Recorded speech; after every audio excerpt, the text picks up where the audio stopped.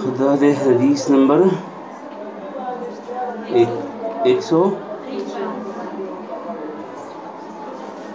अऊज़ु बिल्लाहि मिनश शैतानिर रजीम बिस्मिल्लाहिर रहमानिर रहीम।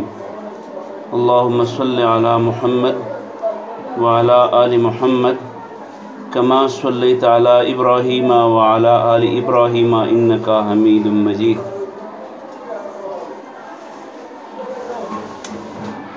अल्लाहुम्मा बारिक अला मुहम्मदिन व अला आलि मुहम्मद कमा बारकता अला इब्राहीम व अला आलि इब्राहीम इन्नका हमीदुम मजीद। वअन रबीअतल जुरशी क़ाल उतिय नबियुल्लाहि सल्लल्लाहु अलैहि वसल्लम फ़क़ील लहू लितनम ऐनुका व लितस्मा उज़ुनुका व लियअक़ल क़ल्बुका क़ाल फ़नामत ऐनैया व समिअत उज़ुनाया वअक़ल क़ल्बी क़ाल फ़क़ील ली सय्यदुन बना दारन फ़सनअ फ़ीहा मादुबतन व अरसल दाइयन फ़मन अजाब अद्दाइय दख़ल अद्दार व अकल मिनल मादुबा व रज़िय अन्हु सय्यद व मन लम युजिब अद्दाइय लम यदख़ुल अद्दार व लम यअकुल मिनल मादुबा व सख़त अलैहि सय्यद क़ाल फ़ल्लाहु सय्यद व मुहम्मदुन अद्दाई वद्दार वल इस्लाम वल मादुबत वल जन्नह। दा बाब چې و نو دا په دې باره کې په دې عنوان باندې و چې د الله په کتاب او د نبی صلی الله علیه وسلم په احادیثو باندې مضبوطی منګولې ولګوي او په دې کې کامیابی ده. د بعضې خلکو فکر دی چې یاره بس دا قرآن چونکې د الله تعالی له طرف نه نازل کتاب دی او پیغمبر را رسولی دی، لہذا د پیغمبر مثال د یو ډاګي غوندې شو او بس کتاب یې موږ له راوړو، اوس به موږ دغه کتاب باندې چې څه دي دغه به وایو او نور د پیغمبر علیه السلام تشریحګانو ته او د هغې وضاحتونو ته هغې ته به دې کې ضرورت نه دی پاتې. هغې پیغمبر علیه السلام ته د یو څنګه چې ډاکي ډاکخانه نه ډاک را ورسوي، بس دغو نه میسنجر ورسوي، بس دغه پوره شي. د دې باب د ایښودو مقصد دا دی چې د پیغمبر حیثیت نه یوازې د ډاګي د ډاک په شانې د را رسولو ذمہواری ده، بلکې د دې پیغمبر کار چې دی نو هغه دا دی چې د الله پیغام د الله حکمونه امت ته په داسې انداز باندې ورسوي چې په خپل ځان یې عملي کړي، کوم ځای کې ضرورت وي د هغې وضاحت وکړي او خپل ژوند چې دی نو هغه د خلکو دپاره نمونه کړي. نو ګویا یو حدیث کې راځي چې رسول الله صلی الله علیه وسلم مخکې موږ زده کړو چې رسول الله صلی الله علیه وسلم ویلو چې دوه څیزونه دي چې ترکت فیکم امرین لن تضلوا ما تمسکتم بهما، دوه څیزونه درته پرېږدم په دې باندې تر څو چې عمل کوو نو چېرته به هم ګمراه نه شي. یو د الله کتاب دی او بل و سنتي، بل زما سنت دی. نو په دې کوم چې حدیث ما ولوستو په دې حدیث کې رسول الله صلی الله علیه وسلم د خپل ځان مثال، د اسلام مثال او د الله تعالی مثال بیانوي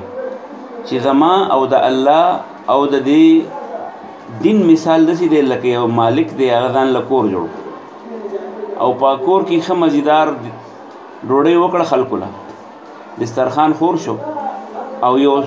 سړی ولېږو چې لاړ شي او د کلیوالو ته ووایه چې راغونډ شي او پلاني مالک ډوډۍ کړې ده د کور مالک او ټول راشي. نو مالک خو ډوډۍ وکړه، خو د کم سړی چې لېږلی دی د ټولو خلکو ته ووایي چې راشي. اوس چې کم سړي د دې پیغام رسان دا پیغام قبول کو او راغی دی کور ته راغی ډوډۍ وخوړه، په دسترخوان باندې وزر شو نو د مېلمستیا وخوړه او چې کوم سړی رانغی نو د کور ته نشي ننوتی. نو رسول الله صلی الله علیه وسلم وی دغه مثال د الله تعالی دی چې هغه د اسلام چې دی کور یې جوړ او په دې کې بیا دسترخوان خور کو او دغه دسترخوان دپاره بیا یو داعي ولېږو چې هغه زه یم، یعنې محمد رسول الله صلی الله علیه وسلم وایي زه هغه داعي یم. نو که فرض که دا خلک راغلو په دې کور کې خوراک وکړو نو دا مالک به خوشحاله شي او خوراک به پرې وکړي، خو که فرض کې یو سړی را ونه رسېد او رانغی نو مالک به ترې خفه وي او هېڅ به مو نه خوري. نو الله تعالی مالک د کور دی، محمد علیه السلام داعي دی او دا اسلام چې دی نو دا هغه کور دی او دا کم دسترخوان او خوراک چې دی دا د جنت نعمتونه دي. نو چې کوم سړی د اسلام ته راننوتو نو جنت نعمتونه به وخوري او د پیغمبر خبره یې ومنله نو هله به دې کور ته راشي، چې د پیغمبر خبره نه یې منلې کور ته به څنګه راشي؟ وعن ربيعة الجرشي ده حضرت ربيعة الجرشي روایت ده رضی اللہ عنہ قال ده وی اوتی راوسته شو نبی الله صلی الله علیه وسلم نبی صلی الله علیه وسلم فقیل ویل شو له ده لتنم وددی شي عینو کستا سترګې ملائکه وته وي ستا سترګې دی ودی مطلب خیر ده په آرام کېنه ولتسمع اذنک او غوګونه دستا اوریدل کوي ولتسمع اذنک او غوګونه دی اوریدل کوي سترګې دی ودی خیر ده سترګې پټي غوګونه دی اوریدل کوي ولیا عقل قلبک او زړه دی سوچ شروع کی دا توجه ده ها سترګې سړی چې کله پټي کی د سره توجه برابر شي دنیا څه شي ستنه ګوري غوګونه متوجي شي خبر اوریدل او زړه چې دینو هغه یو طرف ته میلان پیدا شي دا کنایه ده په غور باندې دا اوریدونه نه پیغمبر علیه السلام ته ویل چې په غور دا خبر اوره قال دا پیغمبر علیه السلام وی فنامت عینیا زما سترګې پټې شوې وسمعت اذنایا او زما غوګونو خبر اوریدا وعقل قلبي او زړه مې په پویدو چې څه اوریدا قال نو پیغمبر علیه السلام وی فقیل لی ما ته ویل چې سید یو مالک دی بنا دارن چې کور جوړ کو فصنع نو ته جوړ کړل پیه پدې کې دا مادوبتن یو دسترخوان وارسل ویل غداین درا بلون کې فمن اجاب الداعی چا چې راغ دای هغه دعوت قبول کو دخلت دار دی به کور ته نه ودی واکلو خوراک بو کې من المادوبتی د دسترخوان ورضیو خوشاله بشیان ردنه السید هغه مالک ومن لم يجب الداعی او چا چې د دای د دعوت قبول نه کولم يدخل الدار دا به کور ته دنه نشي ولم ياكل من المادوبه او خوراک بو نه کې دغه دسترخوان وسخط عليه السيد اولټه بو مالک خپ غسمی فل قال ذا پیغمبر علیہ السلام فالله الله چې السيد دغه مالک د کور دی ومحمد الداعي او محمد علیہ السلام د کور تر بلون کړي والدار وکور چې مالک جوړ کړی دی هغه شری الاسلام او اسلام دی والمادوبه او غد سرخان چې دغه خلک خوراکونه کوي شری الجنه جنت درو دارمی پوه شی په خبره باندې وعن ابي رافع او حضرت ابو رافع روایت دی قال دی وی چې قال رسول الله صلی الله علیه وسلم ویلی دی لا الفین احدکم لا الفین زدی بیا نمونم زدی بیا نمونم لا مخکې په آیت کې ویلو الفین علیه آباءنا تی الفین الفا مطلب څه شو مندل پانا یعنی لا اجدن لا الفین زدی بیا نمونم احدکم پتا سو کې وتن متکئن چې هغه ډډه لګولي علی اریکتی خپل بالغ ته یعنی خپل کټ ته یاتیه الامر یاتیه جراشد الامر سکار من امر زما د حکم نه نه دین نه مما اغه امرت به چې ما ته حکم کړی او نه هیڅ یا من کړی انه دا غینه فیقول دی وی چې لا ادري ما ته نه معلوم ما وجدنا فی کتاب الله ما نه مندل دا الله په کتاب کې نو چې ما وجدنا ما چې سمندل دي په کتاب الله دا الله په کتاب کې اتبعنا او موږ باغی تابعداري کوو مطلب دا پیغمبر علیه السلام وی درې پتا سو کې دې سو کو نه ما چې زه ته یو کار حکم وکما یا یو کار نه منه کوم یعنی یو حدیث زما ته ورسی چې پیغمبر د دې نه منه کړی دا او دی وی چې یار بس ما په قران کې نه لیدلی حال چې په قران کې نشته نو په دې منلو باندې باعث نه یم نو پیغمبر علیه السلام وی چې نه د قران حکم د الله حکم دی او زما وینا د چې څه کار کول حکم یا یو کار نه منه وکما نو دا د الله تعالی حکمي وحی دو قسمه ده وحی شو قسمه ده دو یو توي وحی مطلوب وحی مطلوب یعنی کوم ته چې موږ تلاوت وایو په مانځ کې ویل شو هغه ته قران وایي یو ته وحی غیر مطلوب هغه ته وایي چې په مانځ کې موږ نشو ویل یا په دې اندازې فرق وکړو چې وحی مطلوب هغه ته وایي چې داغه مضمون او داغه الفاظ دواړه د الله تعالی تر طرف نه برای راست جبرئیل راوړي او وحی غیر مطلوب هغه ته وایي چې داغه مضمون الله تعالی د جبرئیل په ذریعہ پیغمبر زړه ته چلی او نور الفاظ چې نو هغه پیغمبر علیه السلام په خپل الفاظ باندې هغه مفهوم ادا کړی چې کوم مفهوم دی غیر مطلوب ده هغه ته وایي حدیث او کوم چې وحی مطلوب ده هغه ته موږ وایو شو قران نو قران وحی مطلوب ده یعنی داغه تلاوت کیږي په مانځ کې او حدیث وحی غیر مطلوب دی او دا دواړه د الله تعالی حکم دی او چې دواړه د الله تعالی حکم دی پیغمبر علیه السلام الله تعالی فرمایي چې وما ينطق عن الهوى ان هو الا وحي يوحى پیغمبر د ځان خبرې نه کوي څه خبرې چې کوي دا وته چا کړي دا وته ان هو الا وحي دا وحي يوحى چې وحي کیږي الهی دته په دې وجه باندې پته ولګی دا چې د الله حکم په قران کې نقل له او نبی صلی الله علیه وسلم د قران د تشریح په تور چې کوم هدایت وړاندې کړی دي دام د الله تعالی حکم دی لہذا څنګه چې په قرآن باندې عمل کول دي دغه شانې په حدیث صحیحه باندې دا عمل کول چې دي نو دا هم څه دي لازم دي. نو لا الفین زد بیان نمونه ما احدکم پتاسو کې وطن متکئن چې ډډې لګولي علی اریکته خپل کټتین خپل بالښتام او خپل کټتا یأتیه چې راشي د تعالی امرو هغه یو حکم من امری زما د احکامونه مما هغه امرت به چې ما د هغې د کولو حکم کړی او نهیت عنه یا مې منع کړي د هغې نه فیقولون دی وی لا ادري زه نه پېژنم ما ته پته نشته ما وجدنا موږ نه دی موندلی فی کتاب ما هغه څه وجدنا هو چې موږ موندلی دي په کتاب الله د الله په کتاب کې تبعنا او د هغې موږ تابعداري کوو. دا حدیث نقل کړی چا؟ مسند احمد والا، ابو داود والا، ترمذی والا، ابن ماجه والا او بهقی امام بهقی. دا پس کې ذکر کړی دی په خپل باب بهقی والا دا په دلائل النبوه نومې باب کې ذکر کړی دی. یاد شو خبره؟ وعن المقدام ابن معدي كربا قال قال رسول الله صلى الله عليه وسلم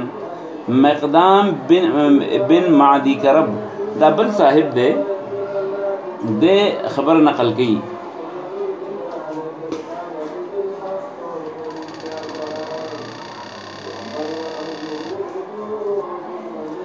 دے خبر نقل کی دے وہی کہ قال رسول الله صلی اللہ علیہ وسلم رسول اللہ صلی اللہ علیہ وسلم فرمائل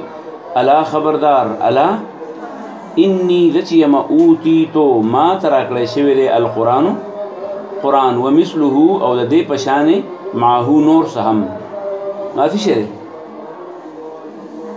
پیغمبر علیہ السلام ما ته قرآن راکړی شوی او د قرآن پشانې نور هم څه نو هغه څه شری ها حدیث الا خبردار یوشکو قریب ده رجلون چې یو سړی وي شبعانا ډک شوی وي موړ شوی وي نو چې ډک شي نو علی اریکته بیا به ډډه لګولي پکړ یقول نو خلکو ته وایي علیکم بهذا القرآن عمل وکړه د دې قرآن په حکم باندې فما وجدتم فیه من حلال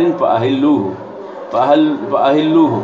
فما وجدتم سم چې بیا موندل فیه په دې قرآن کې من حلال حلال فاهلوه نو دا حلال وګڼئ وما وجدتم فیه من حرام او سم چې په دې کې حرام وموندل فحرموه نو دا څه وګڼئ حرام وګڼئ وانما حرم رسول الله وانه بشکا ما اغس حرم رسول الله کم چې حرام ثابت کړی رسول الله صلی الله علیه وسلم دا کما دا دسی دی لکه حرم الله چې الله حرام کړی رسول الله چې سهل حرام کړی دی هغه خوسلی چې الله حرام کړی الا خبردار لا يحل حلال ندی لکم استاد بار الحمار د خرق وخ خړل کم خر الاهلی چې دا خلک په کورونو کې ساتي دا په کورونو کې چې کوم د سورلو د پاره ساتي د دې خرق وخ خړل استاد د پاره سری حلال ندی ولا كل ذي ناب او نه حلال استاو د بار كل ذي ناب هر داړو والا ذا ساروي من السبای چا درندای داړو والا څه ته وایي چې دا غوخه بل ساروي ماته لکه سپی شو خنزیر شو دغه شانې دا بل څه دی ګیدړ شو دا شیونه چې کوم درندگان دي ولا كل ذي ناب او نه هر داړو والا من السبای د درندونه ولا لقطه معاهد او نه جایز تاسو له پریوت اساس د معاهده پریوت اساس ته وي لقطه لم باندې په حق باندې زور هم ټیک دی او لقطه هم ټیک دی دواړه ویل کیږي ولا لقطه یا ولا لقطه او نه جایز تاسو له لقطه څه ته وي لقطه وي هغه اساس ته چې په لار روان یو په لار ته شی پروت دی ته راواله نو نه براخلي تاسو ته دا دغه شو خبره تاسو ته یاد رشي چې تاسو په کور کې روانه یا په لار روانه څه شیم په لار بیا مونږ نو راخلې به کنه به راخلې وای نه به راخلې ها کله به رالی چې تاسو پته چې دا پلان نه لویدل نو راوایله وې څه نمبر 1 نمبر 2 دا چې تاسو پته کې ما روانه غستو نو دا باندې ماشومان تیریږي او ماشومان به چې کوم دی بیا ځای کی نو په دې باندې وجه باندې تیر راواله او دا رضان سره ویشي په کلی کې اعلان وکړي چې لکه د مانه یو څه ورک شوی دی اته ما څه شي مونږ دلته یو کړه چای نو راشي وایي خو د قیامت پورې دا رد نه کیږي چې یو سړی وایي چې بس ما ویل خو خلکو وانه غیستم البته دومره ده چې بعد شي داسې چې هغاړولې تر سړی نوم لګي به پروا نه لري مثلا په لارې روانې په کیلک بند کړي په لارې روانې او چېرته مونږفلي پراته دي د مونږفلو دانه پراته ده یا چېرته یو روپۍ پرته ده نو دا څیزونه په دې پسې څوک ګرځي نه نو دغه څیز چې راوالي هغه څه مسله نه ده خو چې کوم څیز هغه د کار څیز دی نو دا به نه راخلي نو الله خبردار لا يحل حلال ندی لکم ستاسو دپاره څه شی الحمار الاهلي هغه کورنی خر ولا کل ذي ناب او نه هر داړو ولا من السباع د درندونه ولا لقطة معاهد او نه هغه په لارې پرېوتی شیز د معاهد چاته وایي معاهد د عهد نه دی عهد وایي وعدې ته ګوره یو کافر یا هر څنګه کافر چې اهلی کتابي او کنه غیر اهلی کتابي چې ستا په ملک کې اوسېږي نو څنګه چې تر دې ملک شهري دغه شان هغه هم د دې ملک شهري دی نو اسنه ته وایي چې دا کافر دی پتن درېمه ولا د کافر مال چې دی لیس علی نابل میل من سبیل دا رمیانو مال چې څنګه دی خپل څه بنوي ولا او نه جایز تاسو لا نور مال خلا پرې دا لقطه معاهد هغه په لار کې پریوته سیس د معاهد سړي الا سوا د اغنا ان یستغنیا چې هغه بے پروايي عنها دا غینه صاحبها دا غي هغه مالک چې د سړي چې مالک اړول دا غي پروا نه کینو اخر یاد شو خبره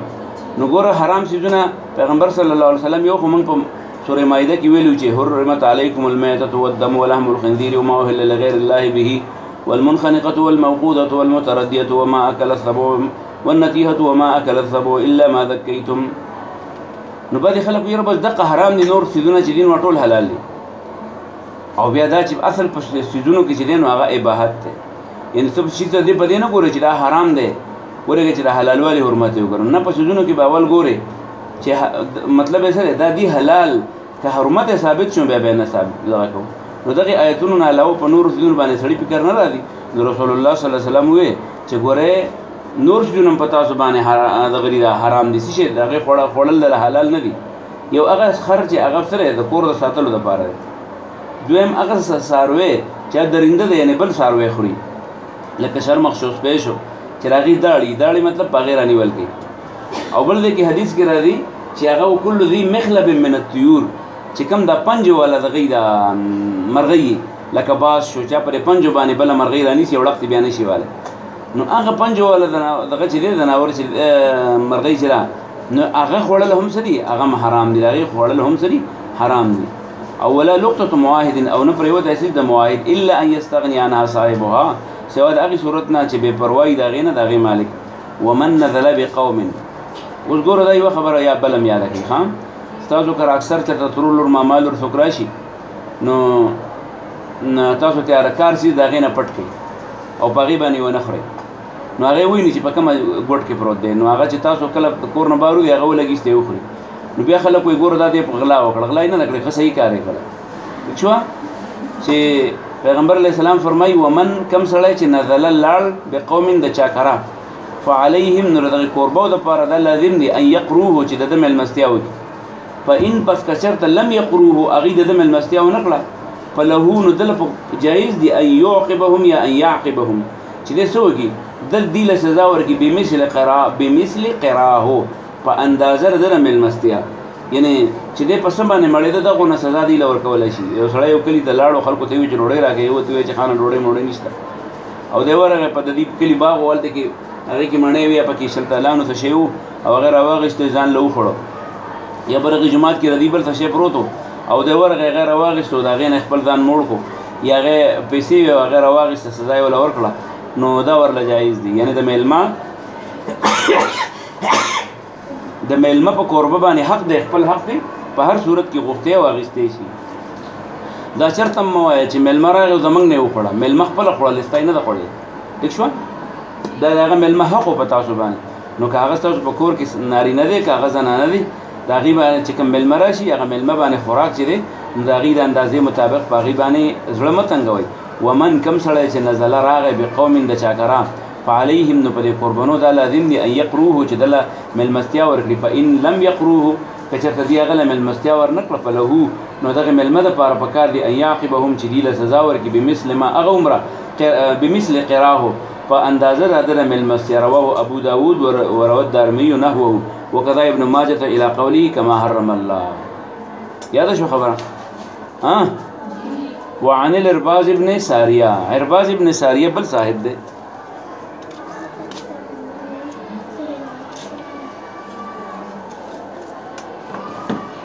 وعن العرباز ابن ساریہ د عرباز بن ساریہ نے روایت دے قال دی وی چې قام رسول الله صلی الله علیه وسلم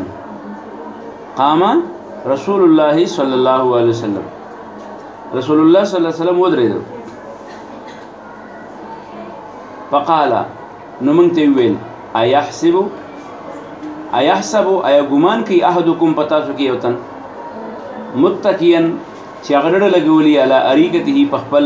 کټ باندې یظن د داخلي ان الله تعالی لم يحرم ندي حرام کړی شی ان فشی الا مگر ما فی هذا القرآن چې په دې قرآن کې پتا سو کې د یو سړی دا ګمان کولای شي چې هغه ډډه لګولي په کټ کې پروت خپې غدولي او دا دای ګمان چې الله تعالی هغه څه حرام کړی کوم چې په دې قرآن کې دي او نور څه حرام نشته نه د سینه دا الا خبردار و انی زچیم والله د ما دې په الله قسم قد امرتو ما تاسو ته حکم کړی دی او وعشتو ز تاسو ته نصیحت کوم او نهیتو عن اشیاء د تاسو منکم د سيزونو نو انها لمثل القرآن دا چې تاسو ته حکم وکما تاسو ته تقریر وکما تاسو ته سکار نه منع کما نو دا د قرآن په شان دي او اکثر بلکې د قرآن په شان ډیر نور وایي په خبره باندې یعنی د قرآن په شان د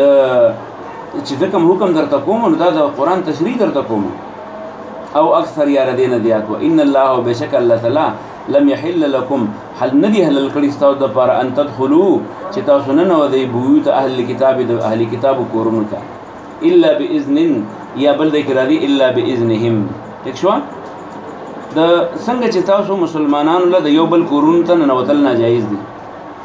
هغه جنگي او هغه امن یو بل کورونو ته نوتل مطلب څه دی یو بل پردې خیال ساتل یو سورۃ نور چې کله وای ان شاء الله تاسو لاره روان دي غالبا تاسو ویلې روان دي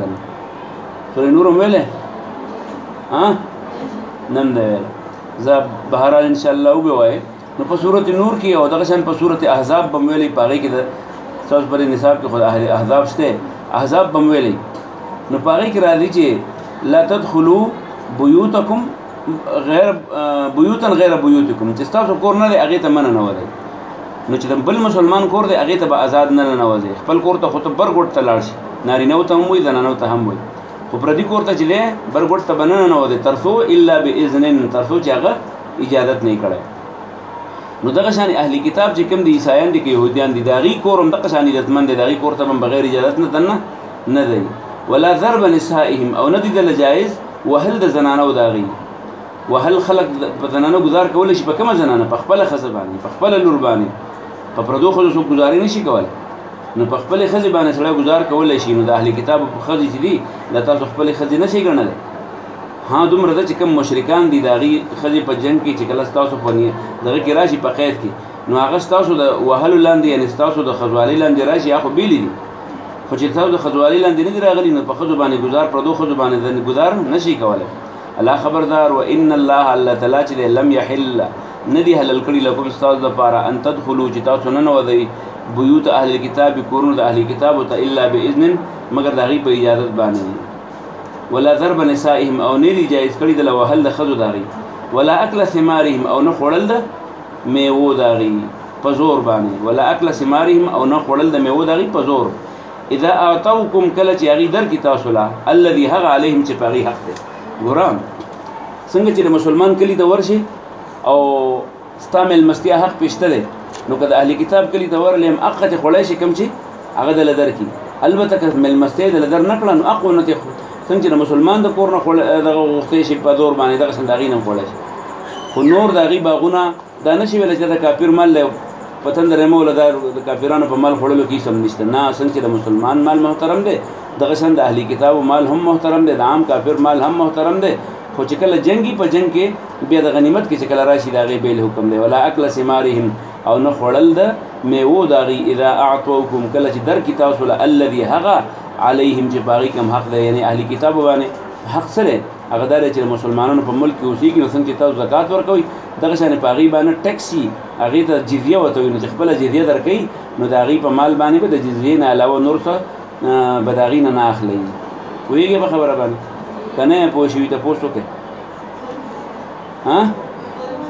رواه ابو داود او دا حدیث نقل کړی دی ابو داود وفي اسناده اشعث بن شعبه المسيسي مسيسي پدې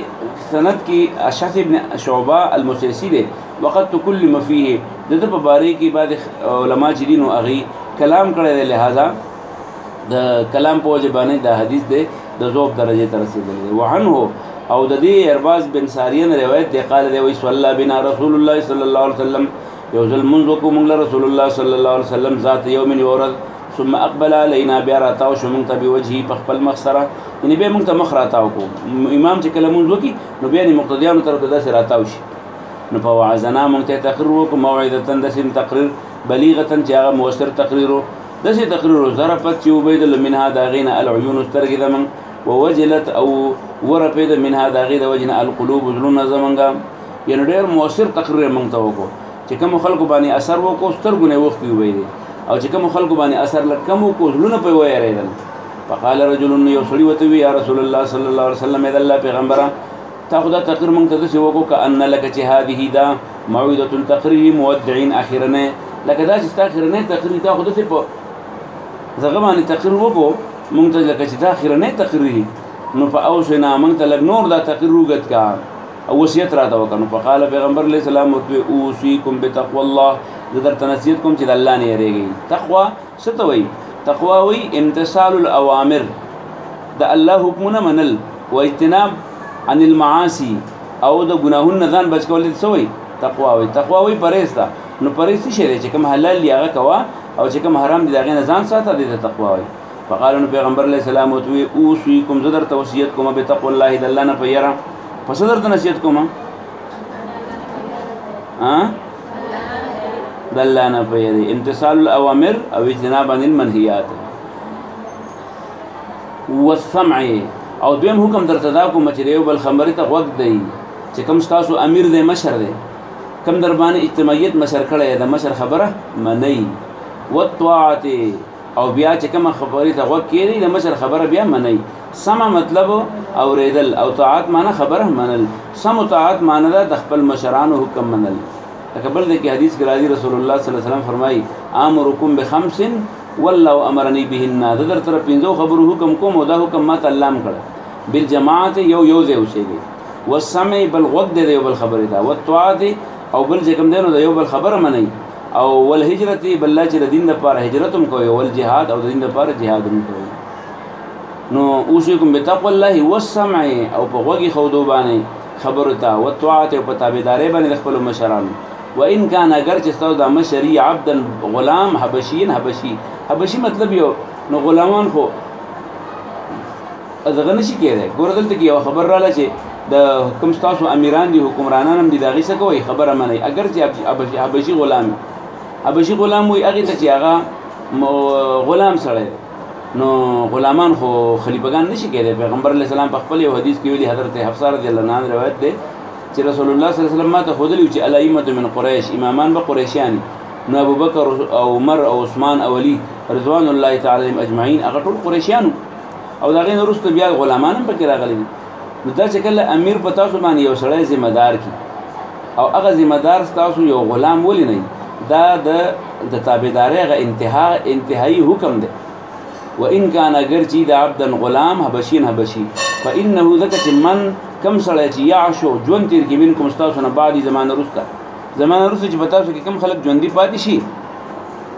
نو پسایرا غبین اختلافا کثیرا ډېر اختلافات فعليكم بسنتي نو تاسو زما په سنت عمل کوئ وسنت الخلفاء الراشدين او په سنت د خلفاء الراشدين باندې المهديين چې هغه هدایت یافتري تمسكوا بها مضبوط منګولې ولګوي زما په سنت باندې او د خلفاء په سنت باندې وعضوا عليها بالنواجذ وعضوا او چک ولګوي عليها پدې باندې بالنواجذ په خپل داړو باندې په خپل غاخونو باندې واياكم او ځان ساتي ومحدثات الامور د نو کارونه په دین کې فإن كل محدثة بدعة دغه چې هر نوې کار دا بدعتي وكل بدعة ضلاله او هر بدعت چې دا گمراهي او كل ضلاله في النار بل ذکر دی چې هر گمراهي سړی اور طرفي نو ځان د بدعاتو نه ساتي نو ګورا دین کم دی کم قران دی او کم حدیث دی کم د الله حکم دی او د نبی طریقه ده او بدعت څه ته وایي چې نه د الله په حکم کې سشته په قران کې سشته او نه په احادیثو کې سشته او نه په سنت د خلفای راشدین کې سشته نو دا بسې دا